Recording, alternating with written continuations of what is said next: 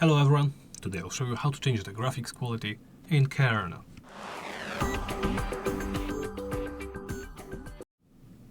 Let's begin by opening the settings menu and going into the video tab. Here under quality you can choose between few different presets, starting with low, high and medium.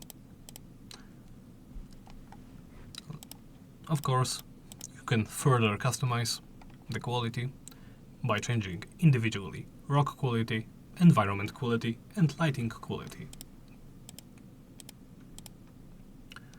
Of course, if you changed any values, you will get a custom preset. Let's say I want medium light quality, low environment quality and high rock quality. You can simply customize it however you want to, then simply hit back and back once again. And that's it.